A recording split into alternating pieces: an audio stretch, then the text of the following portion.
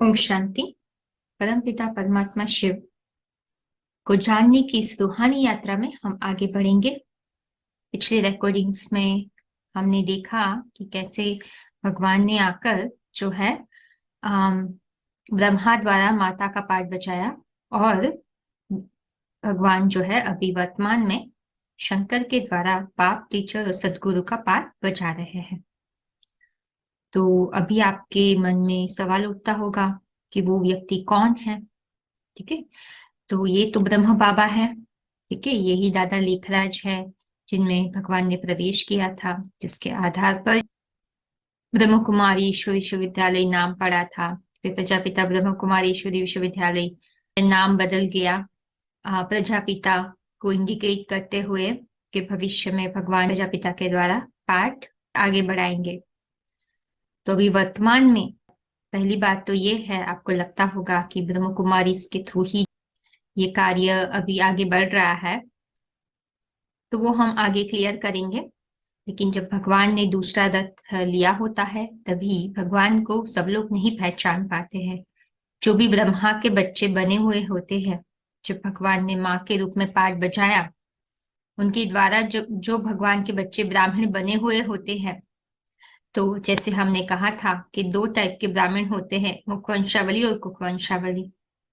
कुखवंशावली ब्राह्मण जो ब्रह्मा के तन से अटैच हुए होते हैं, वो भगवान के दूसरे रथ को नहीं पहचान पाते हैं। और मुरलियों में भी भगवान ने इंडिकेट किया है कि अभी यूनिवर्सिटी का जो नाम है वो बदलना है।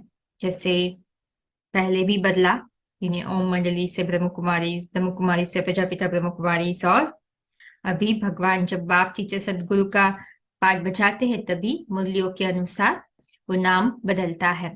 वो मुरली जो ब्रह्मा के मुख से बोली गई थी 69 तक, उसी में ही भगवान ने कहा हुआ था कि अभी नाम वापस बदलना है। अभी वो नाम क्या है जिसके थ्रू भगवान अपना पाठ वर्तमान में बजा रहे हैं, जो ब्रह्म कुमारी इसका भाग नहीं है। ठीक है, तो वो भी हमें आगे समझना है। ठीक है, कि भगवान वर्तमान में किस यूनिवर्सिटी के थ्रू काम कर रहे हैं। आगे की रिकॉर्डिंग्स में और भी आपको अंतर जानने को मिलेगा, लेकिन अभी हम आगे बढ़ेंगे ये जानने के लिए कि वो दूसरा रथ कौन सा है। ठीक है, तो उससे पहले हमें उनकी पहचान प्राप्त करनी होगी। और उनको पहचाने बिना हमने ये भी जाना था कि हमें पवित्र गीता ज्ञान अमृत नहीं मिल सकता है। भगवान अभी उनके द्वारा ही वर्तमान में लाइव गीता बता रहे हैं अर्जुन को। भगवान ने गीता कही, वो अभी का ही एपिसोड है। ठीक है, अभी की ही बात वो ऐसे शास्त्रकारों ने एक काल्पनिक दृष्टि से एक स्टोरी के फॉर्म में दर्शाया है। तो इसीलिए अभी ये बहुत इंपॉर्टेंट है। आपको जानकर खुशी होगी कि जिसको आप ऐसे ही बुक के थ्रू पढ़ रहे थे, अभी वर्तमान में लाइव भगवान वो पढ़ा रहा है। ठीक है, जिससे पढ़ने से, जिसको सुनने से, समझने से, जुड़ने से, उसको धारण करने से हम क्या बनते हैं, देवता बनते हैं। ठीक है, तो ब्राह्मण में भी पहले बेसिक नॉलेज लिया, फिर अभी एडवांस नॉलेज ले रहे हैं, और हम क्या धारण करते हैं, यज्ञोपवीत, पक्के पक्के ब्राह्मण बनते हैं। जो पक्के ब्राह्मण बने वही पक्के देवता बनते हैं। मुरलियों के महावाक्य के अनुसार भगवान ने कहा है कि जब तक बच्चा बाप की बायोग्राफी नहीं जानता है, उसको क्या कहेंगे, फूल कहेंगे। और यही फुलिशनेस के कारण भगवान को नाम रूप से न्यारा कह देते हैं। भगवान कहते हैं कि उनको पता नहीं है मेरा नाम, मेरा स्वरूप, मेरी जगह, मेरा समय, इसीलिए नाम रूप से न्यारा कह देते हैं। भगवान ने तो कहा है मैं तो प्रैक्टिकल में आकर आपको वर्षा देता हूँ। तो भगवान कहते हैं जो साकार रथ में आता हूँ, तो उनकी भी बायोग्राफी आपको जानना जरूरी है, जिसका उल्लेख गीता में भी आया है। क्षेत्र और क्षेत्रज्ञ अध्याय 13 के जो श्लोक्स है, उसमें आपको क्लियरली डिफरेंशिएशन दिखाई देगा कि भगवान अपने आप को वो बॉडी से अलग करते हुए वो बॉडी की भी पहचान देते हैं। उसको भगवान ने क्षेत्र कहा है। क्षेत्र फील्ड कहा है, शरीर कहा है, और क्षेत्रज्ञ जो भगवान है वो फील्ड का ज्ञाता है। तो इसीलिए हमें भगवान जिसमें आए हैं वो हमारे बेहद के पिता है। तो बेहद के पिता है, मनुष्य सृष्टि के बाप है, जिसको दूसरे धर्म में भी एडम, आदम, आदिदेव, आदिनाथ के रूप में जानते हैं। इसके लिए ही गाया हुआ है, जगतम पितरम वंदे पार्वती परमेश्वरो, तुम्हारे देव पुरुष पुराण तमसस्य विश्व से परम निधान। वही एक पुरुष है, आश्रय स्थान है, शंकर चाप जहाज, नानक चाप जहाज बताया गया है, जिसके द्वारा ही हम ये नर्क की दुनिया से मुक्ति प्राप्त कर सकते हैं। वो अविनाशी है। उनकी विशेषता के बारे में आपको शास्त्र के प्रूफ के आधार पर समझना है, तो आप नीचे डिस्क्रिप्शन बॉक्स में जो लिंक्स दी गई है उसको देखिए। वो डिटेल्ड जो कोर्स है उसमें से ही वो दो तीन वीडियोस लिए गए हैं, वो नीचे यहाँ डाले हुए हैं। तो आपको इस रथ के बारे में और ही शास्त्रों के आधार पर रेफरेंसेस मिलेंगे कि भगवान ने ये शरीर क्यों लिया। ठीक है, अभी सिर्फ हम ये फोकस कर रहे हैं कि वो शरीर वो कौन है, उसकी पहचान ले रहे हैं, नाम रूप देश काल, जैसे हमने निराकार की पहचान ली थी, है ना। शिव उनका नाम है, रूप बिंदु है, भगवान परम धाम का रहवासी है, वो कलयुग के अंत में आता है, भारत में आते हैं, राइट। वैसे ही आइडेंटिटी प्रूफ चाहिए ना, अभी हम सब जगह जाते हैं, राइट, कहीं भी जाओ तो आपको पैन कार्ड नहीं तो ड्राइवर्स लाइसेंस या कुछ आइडेंटिटी प्रूफ मांगते हैं कि भाई आपकी पहचान क्या है, आइडेंटिटी प्रूफ दो, है ना। उसमें कुछ पहचान की कुछ इंफॉर्मेशन होती है। ठीक है, तो यहाँ भी वैसा ही है, हमें भी आइडेंटिटी प्रूफ चाहिए ना कि भगवान का मुकर्रर ये वही है ना। लेकिन उसको स्थूल रूप में नहीं देखना है, इन आंखों से हमें नहीं समझना है, तीसरी आंख से हमें इसको इवेल्युएट करना है। ठीक है, तो चलिए जानते हैं कि ये शंकर है ना, ये शंकर को ऐसा क्यों दिखाया है और उनकी क्या स्पेशलिटी है जिसकी वजह से भगवान ने वही मनुष्य तन धारण किया है। ठीक है, तो उसकी पहले पहचान ले लेते हैं। ठीक है, तो समय वो तो हमें पता है, ये पुरुषोत्तम संगम युग है, कलयुग का अंत और सतयुग की आदि। ठीक है, तो उसी समय पे ये रथ की हमें पहचान मिलती है, बाकी समय पर हमें या पता भी नहीं होता है कि ये कौन है, ये हमारे मनुष्य सृष्टि के पिता है, वो पता भी नहीं रहता है, हमारे पारलौकिक पिता है ना। और यही रथ है जिसको हम कहते हैं भारत, है। भारत कोई सिर्फ स्थूल जगह ही नहीं है। ठीक है, भारत भारत भगवान जब कहते हैं मैं भारत में आता हूं तो ये शरीर की भी बात आती है। देखो, भारत का मतलब क्या होता है। ओके, भा माना ज्ञान की रोशनी, रत माना जो उसमें लगा रहता है ना, जो ज्ञान की रोशनी में हमेशा रत रहता है, उसको भारत कहते हैं। तो शंकर ही को ही हम ज्ञानेश्वर कहते हैं ना। तो जब से भगवान उनमें प्रवेश करते और जब से भगवान को वो पहचानते हैं, ठीक है, तब से उनकी मन बुद्धि उनके दिव्य ज्ञान में ही रमण करती है। तो वो उनकी सबसे पहली विशेषता है कि भगवान को पहले वो पहचानते हैं, और भगवान के ज्ञान को वो जितनी पहले वैल्यू देते हैं उतनी और कोई नहीं दे सकता है, और उसके द्वारा ही बाकी लोग भी भगवान की ज्ञान की वैल्यू करना स्टार्ट करते हैं। तो इसीलिए भगवान ने उनको चुना है। ठीक है, और उसको वही व्यक्ति है जो पहला भारत है। ठीक है, वही है जो पहले लक्ष्य को साधते हैं, वही योगेश्वर बनते हैं, जितना ज्ञानी उतना योगी। ठीक है, तो वही भगवान को सबसे ज्यादा याद करते हैं। ओके, तो भगवान के रथ की जन्मभूमि कौन सी है। तो चलिए जानते हैं कि भगवान अभी जिस रथ में आए हैं उनकी जन्मस्थली कौन सी है। तो उनकी जन्मस्थली है उत्तर प्रदेश ना, जन्मस्थली है उत्तर प्रदेश, जो तीर्थों का प्रदेश है। ठीक है, और वहां ही हमें पता है भक्ति मार्ग के अनुसार, है ना, वो तीर्थ भूमि प्रसिद्ध है, क्योंकि वहां कृष्ण की मथुरा है, राम की अयोध्या है, और शंकर की प्रिय नगरी काशी है। तो आप समझ सकते हो कि ये तीनों व्यक्तित्व एक ही है जिसमें अभी भगवान आए हुए हैं। तो अभी की यादगार में ही ये भक्ति मार्ग के तीर्थ स्थान वहां बनाए हुए हैं, शंकर की काशी, राम की अयोध्या और कृष्ण की मथुरा। तो आपको ये समझना होगा कि यही सब कुछ भगवान करते हैं, उसी की यादगार में आगे भक्ति मार्ग में अनेक अनेक प्रकार के तीर्थ स्थान, मंदिर बनाए जाते हैं। बट ये समझना आवश्यक है, अनेक नाम वो अलग अलग व्यक्तित्व को प्रेजेंट नहीं करते हैं। एक ही व्यक्ति है अभी जिसमें भगवान आए हैं, वो अनेक अनेक नामों से जाने गए हैं और उनकी यादगार में अनेक अनेक जगह पर उनके मंदिर बनाए गए हैं, चाहे राम के रूप में हो, कृष्णा के रूप में हो, शंकर के रूप में हो। ठीक है। तो देखो ये सब प्रोफेसीज भी है, ठीक है, जिसमें बताया गया है कि अगेन आप डिटेल वर्जन को थोड़ा सुनेंगे, नीचे डिस्क्रिप्शन बॉक्स में उसके लिंक्स डालेंगे। तो प्रोफेसी में भी बताया गया है कि वही व्यक्तित्व है जिसके पर इंडिकेशन किया गया है, ठीक है, कि भगवान आते हैं। तो वो सब आपको डिस्क्रिप्शन बॉक्स में डिटेल वर्जन सुनोगे तो आपको पता चल जाएगा। ठीक है, भगवान यूपी में ही आते हैं, उसका प्रमाण मुरली पॉइंट्स में मिलता है। भगवान ने 69 में शरीर छोड़ने से पहले ही बता दिया था ना, अपने फ्यूचर भविष्य में जिस रथ में आएंगे उसके बारे में।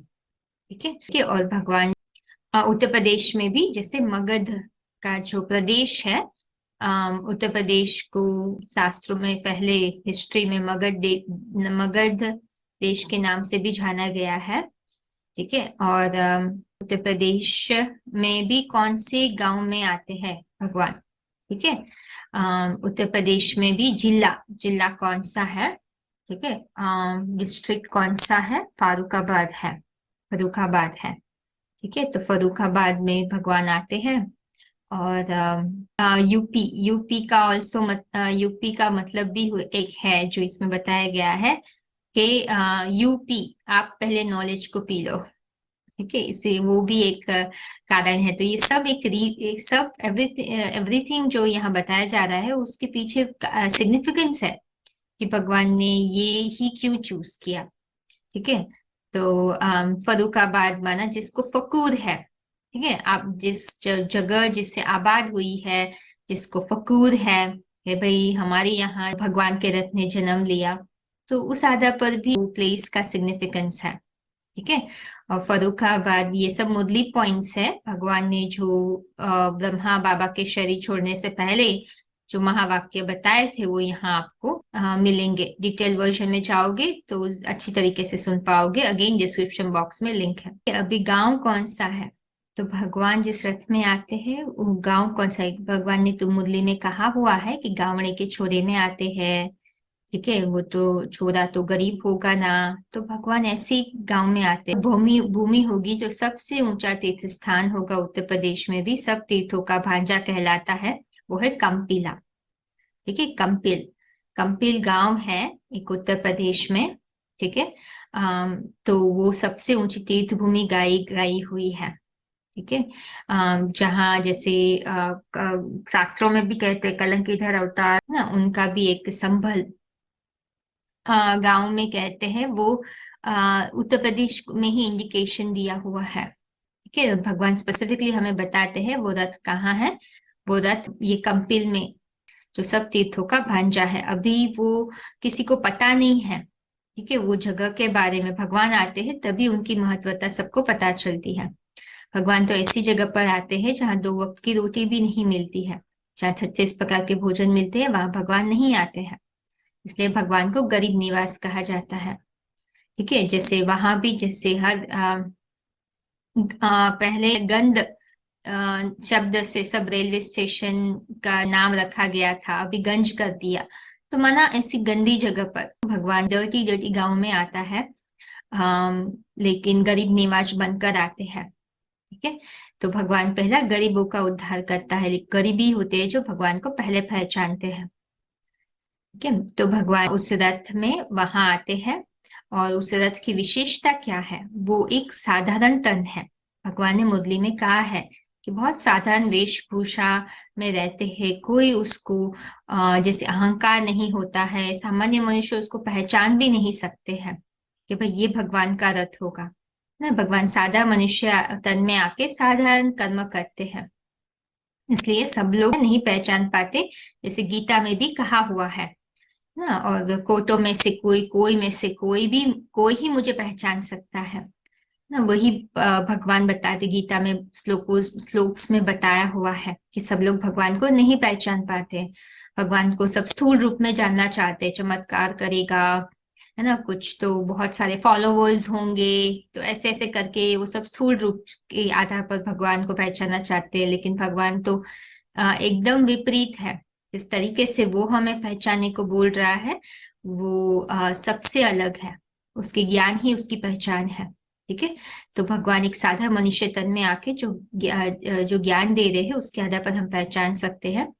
तो अभी उनके हम नाम पे आएंगे। ठीक है, कि भाई उनका नाम क्या है। उनका नाम शंकर, तो हम सिर्फ उसके काम के आधार पर उसको जो आप कह सकते हो लाक्षणिक नाम है, एक गुणवाचक नाम है। ठीक है, शमन करता है अधर्म का, शांति लाते हैं। ठीक है, तो उसके आधार पर शंकर पड़ा है। लेकिन उसके जो लौकिक फैमिली में क्या नाम है, वो एक साधारण मनुष्य है, तो मनुष्य जैसा ही नाम होगा, राइट। तो उसका भी एक उसके पीछे भी एक बहुत सारी सिग्निफिकेंस है। ठीक है, वो नाम भी, जब भी नाम पड़ा हुआ होता है तभी पता नहीं होता है कि यही भगवान का रथ होने वाला है। उनके माँ बाप को नहीं पता होता है, फिर भी उनका नाम अनोखा होता है, उनके काम के आधार पर ही नाम पड़ता है। ठीक है, भगवान कहते हैं जैसे कि वो दीक्षित ब्राह्मण से होते हैं, है ना, जो सोम यज्ञ रचते थे। ठीक है, जो कंपिल में रहते थे। अभी ये कंपिल का जो महत्व है, ठीक है, अभी आप डिटेल वर्जन में जाओगे तो आपको पता चलेगा, है ना, कि कंपिल काम को पी लिया, शंकर को ही कहते हैं ना, कि उन्होंने काम विकार पर जीत पाई, कामदेव को भस्म किया।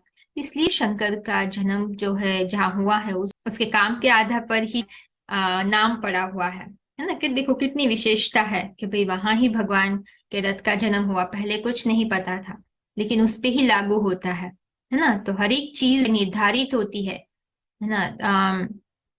जो हमें इंडिकेशन दे रही है कि हाँ भगवान यहीं आए हुए हैं।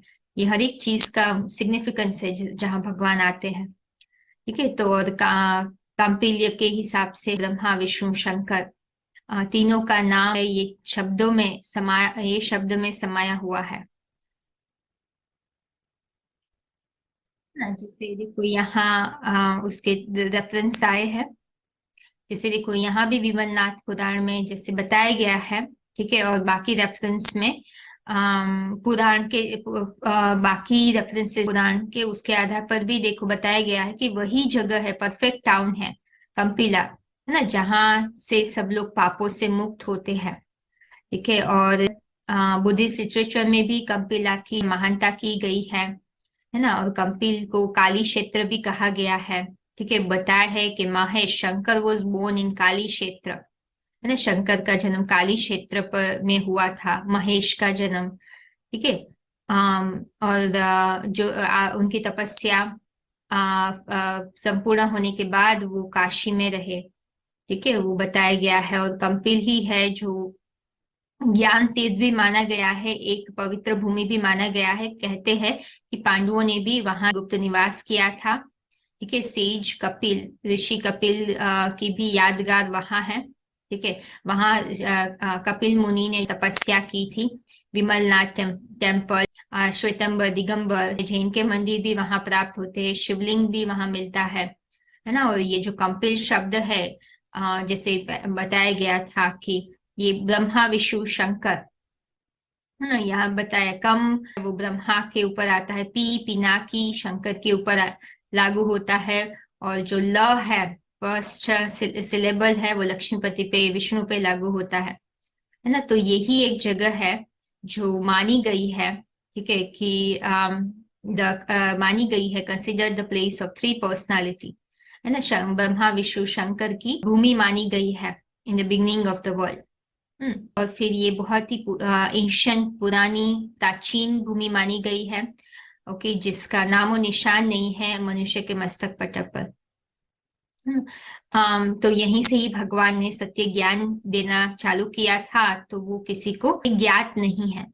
हाँ, भगवान ने यहीं से ही यूनिवर्सिटी का उद्घाटन किया था, जहाँ भगवान का घर भी है और यूनिवर्सिटी भी है, जहाँ भगवान ने पढ़ाना चालू किया था। ठीक है, और भगवान की यूनिवर्सिटी वहाँ है, और अंत तक भगवान वो गुप्त वेश में अपना काम करते हैं और पढ़ाते रहते हैं, है ना, पढ़ाएंगे हमें। तो यहाँ भगवान थोड़े थोड़े थोड़े ग्रुप में पढ़ाते हैं। कपिल में ही जैसे कहा दीक्षित ब्राह्मण ने सोम यज्ञ किया हुआ होता है। ठीक है, तो अभी घर वहां हो गया, भगवान का जिस घर में उनकी पालना होती है वही यूनिवर्सिटी बनती है, जहां से भगवान पढ़ाना स्टार्ट करते हैं। और भाषा, वो कौन सी भाषा बोलते होंगे? हिंदी, क्योंकि मुरली में कहा है कि हमारी देवताओं की भाषा कौन सी है, मातृभाषा वो हिंदी है। ठीक है, तो भगवान आके कोई और भाषा में नहीं पढ़ाते, हिंदी भाषा में पढ़ाते हैं, क्योंकि फ्यूचर में भी हमारी भाषा कौन सी होगी, हम जहाँ जा रहे हैं वहां हम पहले तो इशारे में बात करेंगे, लेकिन बाद में हमारी जो बातचीत होगी हिंदी में ही होगी। ठीक है, अभी जिस रथ में आए हैं उनका नाम, तो उनका नाम क्या है? तो उनका नाम उनके काम के आधार पर ही होगा, है ना। जैसे पहले से तो पता नहीं था किसी को, फिर भी उनके नाम, जो नाम रखा गया वो एक्यूरेट नाम है उनका, है ना, जो काम के आधार पर रखा गया। तो माना वो कौन है? शंकर है। ठीक है, तो शंकर है तो क्या करता है? अधर्म का विनाश करते हैं। ठीक है, एक महावीर के रूप में पाठ बजाते हैं। ठीक है, एकदम एक महान योद्धा बनकर, ठीक है, साहस दिखाकर। तो इसीलिए उनके नाम से वीर शब्द तो जुड़ा हुआ होगा। और वो देवताओं में सबसे बड़े देवता है, जैसे देवताओं के अम, देवताओं का जो किंग किसको माना जाता था शास्त्रों में? इंद्रदेव, तो वो भी उनके साथ जुड़ा हुआ होगा। ठीक है, इंद्रप्रस्थ नगरी कहते हैं ना, जो देवता capital of Pandavas in epic Mahabharata बताया गया है ना। तो इंद्र शब्द, इंद्र सभा भी प्रसिद्ध है। ठीक है, तो इंद्र नाम तो उनके साथ भी जुड़ा होना चाहिए। और फिर वो दक्ष, दक्ष माना ट्रेन्ड बोलते हैं, निपुण बोलते हैं। तो वो ट्रेन्ड है, एजुकेटेड है, वो ज्ञानी है। तो दक्ष भी कहा ना, दीक्षित दीक्षित दीक्षित ब्राह्मण रहते थे कंपिल नगरी में, तो दक्ष भी आना चाहिए उनके नाम के साथ। ठीक है, तो अभी आप नाम जोड़ के देखिए उनका नाम क्या होगा, है ना। वो तो बड़क जाति के भी थे, उनके नाम के साथ प्रजापति, पति रिलेटेड भी आना चाहिए प्रजापति शास्त्रों में। तो प्रजापति पति का गायन है ना। दक्ष प्रजापति, पति का अर्थ होता है रक्षा करने वाला। ठीक है, तो उसी के आधार पर उनके नाम में वो भी शब्द आना चाहिए। ठीक है, वो पूरी दुनिया की रक्षा करते हैं, राइट। तो प्रजापति, दक्ष प्रजापति, तो दक्ष के साथ प्रजापति भी ऐड किया जाए तो उनका नाम क्या होता है? तो वही होता है जो भगवान का, आप कह सकते हो, रथ है, जिसके द्वारा भगवान कौन सा पाठ बजा रहे हैं? कलंकीधर का पाठ बजा रहे हैं। तो देखो शास्त्रों में अनेक अनेक नाम दिए हैं। ठीक है, गंगाधर है, जैसे अलग अलग नाम है, वो उनके कैरेक्टरिस्टिक्स के एट्रीब्यूट्स पे है। ठीक है, लक्षण होते हैं उसके आधार पर ही नाम पढ़ते हैं, गुण होते हैं उसके आधार पर नाम पढ़ते हैं, जैसे कर्तव्य के होते हैं उसके आधार पर नाम पढ़ते हैं। तो एक ही व्यक्ति है, ठीक है, जिसके अलग अलग नाम पड़े हैं। ठीक है, तो जैसे देखो पहले तो हम उनकी विशेषता देखते हैं। वो ज्ञानी है, भगवान ने उनको क्यों चूज किया? क्योंकि वही भगवान का ज्ञान 100% अपने अंदर धारण कर सकते हैं। और जो 100% धारण कर सकता है वही योगी बन सकता है, और जो योगी बनता है ना, उनके द्वारा ही भगवान सबका कल्याण कर सकते हैं, ये दुनिया को परिवर्तन कर सकते हैं। ठीक है, तो वो उनकी एक विशेषता है। तो चलिए उनकी अन्य विशेषताओं को भी हम जानते हैं। जैसे हमें पता है कि वो देवादिदेव महादेव हैं, भगवान के बड़े बच्चे हैं, सर्वश्रेष्ठ आत्मा है सब मनुष्य में, भगवान को श्वासोश्वास याद करने वाले हैं। कितनी भी आपदाएं आएगी, कितने भी सवाल उठेंगे, कितनी भी उंगलियां उठेगी कलंकीधर के रूप में, फिर भी भगवान का साथ नहीं छोड़ेंगे। उनके बुद्धि रूपी हाथ में अपना हाथ देके रहेंगे और संपूर्ण समर्पित होके रहते हैं, तन मन धन संपूर्ण समर्पित। उनकी जीवन कहानी जब आप सुनोगे, जिसकी लिंक डिस्क्रिप्शन बॉक्स में डाली गई है, आपको पढ़ना भी है तो भी एक बुक दी गई है, 2 बुक्स है, वो आप पढ़ सकते हैं। एक ये त्रिमूर्ति के ऊपर है, एक उनकी जीवन बायोग्राफी पर है। तो आपको पता चलेगा कि भगवान जिसमें आते हैं उनको कितनी कठिनाइयों का सामना करना पड़ता है।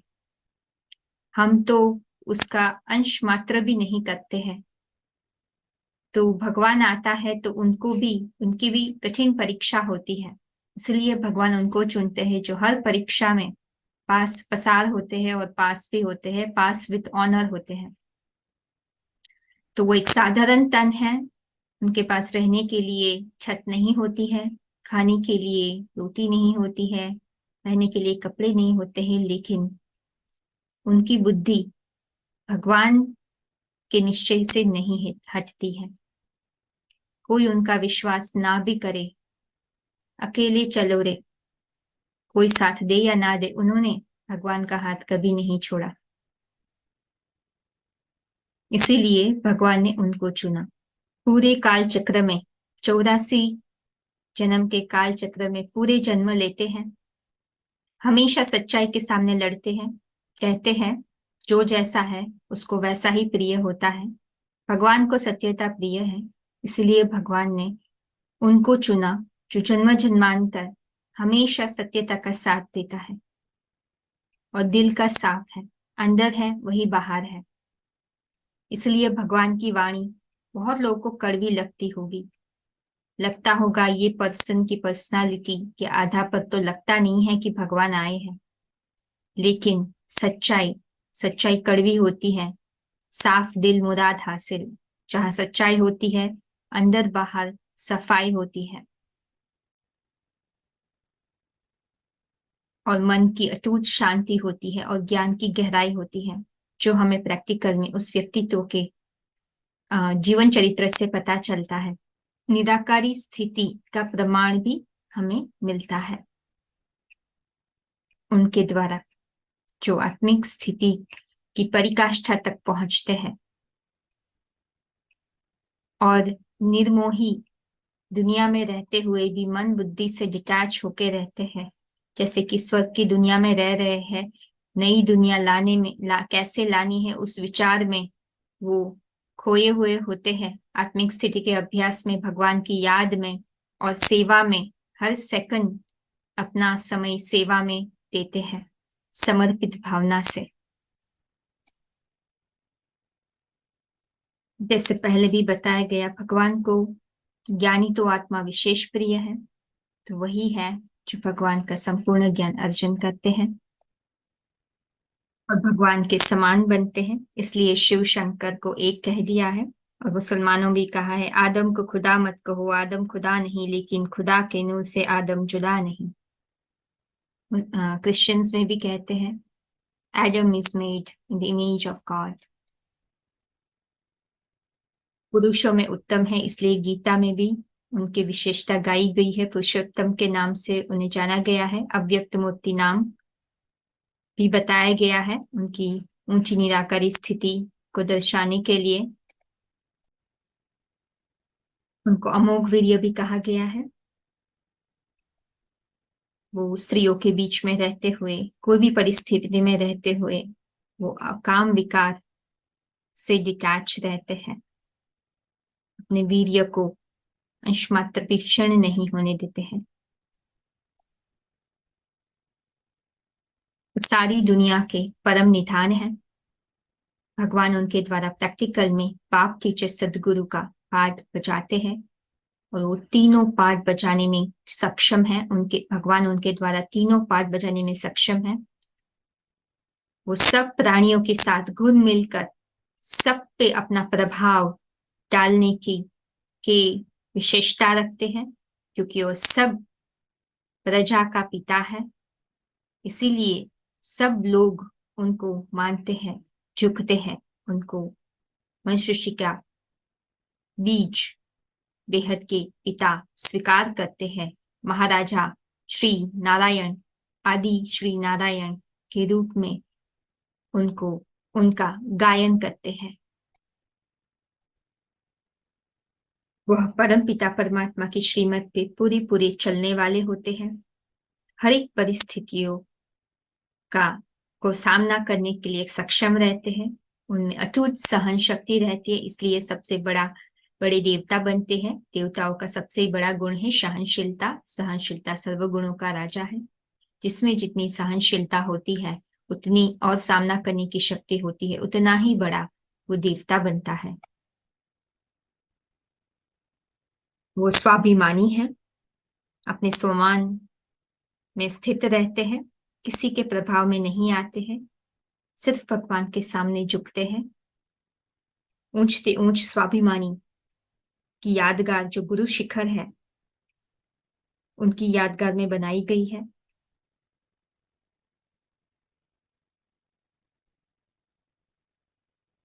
वह निडर है, निर्भय है। कोई भी परिस्थिति में ज्ञान की गहराई होने के कारण एक परमपिता परमात्मा के गहरे साथ का अनुभव करते हुए सब परिस्थितियों से निर्भयता से पसार हुए हैं। विकराल से विकराल परिस्थिति में भी उन्होंने वो सबूत दिया है कि वो भगवान का ही रथ है। वो गुप्त पुरुषार्थी है, नाम मान शान से परे है। वो कोई दिखावा नहीं करते हैं। वो विश्व कल्याणकारी है, सबके प्रति आत्मभाव, आत्मदृष्टि रखते हैं। वो मस्त कलंदर, फकीरी स्वभाव वाले हैं, हमेशा मस्ती में रहते हैं, रमता योगी है, हंसाते हैं बच्चों को और सबकी परवाह करते हैं। वैसी अनेक विशेषताएं हैं जो उनको साबित करती है कि वही भगवान का रथ है, विश्वनाथ है, पापकटेश्वर है, परमात्मा है। अधिक जानकारी के लिए आप वो बुक्स पढ़िए जो डिस्क्रिप्शन बॉक्स में है। लेकिन मोर इम्पोर्टेंट है, कोई भी व्यक्ति को पहचानने के लिए उनको समझना अति आवश्यक है, परखना अति आवश्यक है। और अभी हमें भगवान ही उनकी परख दे रहे हैं, जो है भगवान का ज्ञान। ये कोर्स करने के बाद अभी आपके ऊपर है, आप अपनी बुद्धि का इस्तेमाल करके भगवान को समझते हुए कितना उस व्यक्ति को परखने की क्षमता रखते हैं। कोर्स करके आगे मुरली सुनिए, भगवान के परिवार का सदस्य बनिए, उनके संरक्षण में रहिए, तो आपको पता चलेगा क्या ये भगवान का ही रथ है या नहीं। प्रैक्टिकल अनुभव के बिना आप निर्णय लेंगे तो वो गलत ही साबित होगा। आगे के सेशन के लिए आपको best of luck. Om Shanti. यह दिव्य शिक्षाएं हमें आध्यात्मिक ईश्वरीय विश्वविद्यालय से प्राप्त हो रही है। आध्यात्मिक ईश्वरीय विश्वविद्यालय एक रूहानी घर अथवा रूहानी यूनिवर्सिटी है, एक अनोखा ईश्वरीय परिवार है जिसका लक्ष्य है परमपिता परमात्मा शिव द्वारा दिए जा रहे ईश्वरीय ज्ञान और सहज राजयोग के द्वारा वसुधैव कुटुंबकम की भावना से ओतप्रोत एक नए विश्व की स्थापना करना। यह एक ऐसी पवित्र जगह है जहां अखूट सुख शांति का अनुभव होता है, क्योंकि यहाँ स्वयं भगवान पढ़ा रहे हैं। खुशखबरी यह है, कलयुग जाने वाला है, सतयुग आने वाला है। परमपिता परमात्मा शिव का अवतरण इस धरती पर हो चुका है।